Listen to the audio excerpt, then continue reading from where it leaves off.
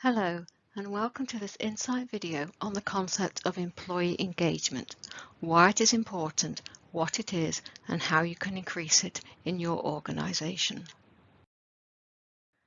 We focus on employee engagement because it influences employee job satisfaction, their level of commitment to the organization, their intention to leave, and how much they engage in what is called organizational citizenship behavior, i.e. willingly giving up their time to help others out. So any retention strategy really has to consider employee engagement. Kahn was the first person to define the term employee engagement. The key point about Kahn's definition is that employee engagement is physical, cognitive, and emotional, i.e. we are employing and expressing our whole selves when we are engaged. For Kahn, the degree to which we feel engaged in our work depends on three questions. First, how meaningful is the role to me? Second, how safe do I feel when doing it? And thirdly, how available am I to do it? Schiavelli and others provide this alternative definition of engagement that focuses on the concepts of vigour, dedication and absorption that are connected to Kahn's questions but frame them slightly differently. Vigour relates to the amount of energy we have for our work. Dedication is about the sense of significance, enthusiasm and challenge that we experience from our work. And absorption is the degree to which we are fully concentrated on and engrossed in our work. Engagement is also multidimensional. Job engagement is the degree to which people feel engaged in their role, and organisational engagement is the degree to which they feel committed to and part of the organisation. So, for example, a person could be highly engaged in their work as a nurse, but not feel so engaged within the organisation. Engagement has also been considered to be the positive opposite to the negative concept of burnout. Maslach and colleagues identified three symptoms of burnout.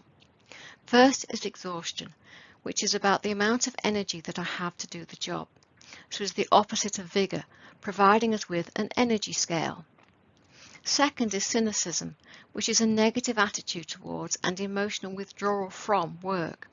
So is the opposite of dedication and provides us with a commitment scale. And finally, they have reduced professional efficacy, which is about not feeling competent enough to do my work or achieve what is wanted. This reduced professional efficacy does not quite equate to absorption, but there is a connection between the two. As the more competent I feel towards my work, the more likely I am to be absorbed in it. However, it is the energy and commitment dimensions that are seen as core to both burnout and engagement. All of this is underpinned by what Ryan and Decky refer to as the three basic psychological needs that drive human behaviour, which are competence, i.e. the degree to which I feel able to do my job, or if not competence, then self-efficacy, which is the belief that I have that I can learn what is required to do my job. Then we have relatedness, which is the degree to which I feel secure in myself and in the relationships I have with others in the organisation. And finally, autonomy, which is the degree to which I have control over what I do and the decisions that I can make. The degree to which employees feel engaged or burnt out depends on two factors: the level of job demand that their job entails and the level of job resources that they receive. So we can place an employee in one of four boxes. High levels of job demand tend to push employees towards exhaustion. Job demands relate to workload and intensity, working hours, and the amount of emotional effort involved in the work. Healthcare workers typically experience high job demands due to both workload and the emotional impact of dealing with sick and even dying patients. So we can see that there is a high risk of exhaustion with these workers.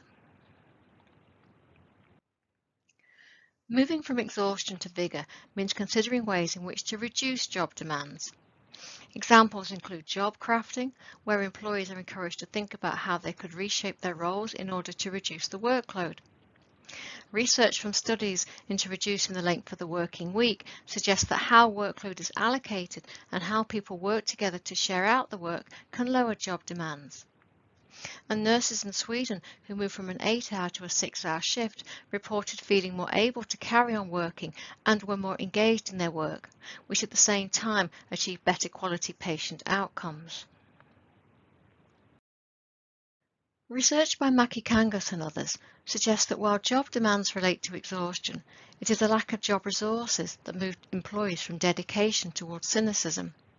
Job resources include how much employees participate in decision making, which relates to the level of autonomy or job control they have, and also the supportedness they feel from their colleagues, manager, and the organisation.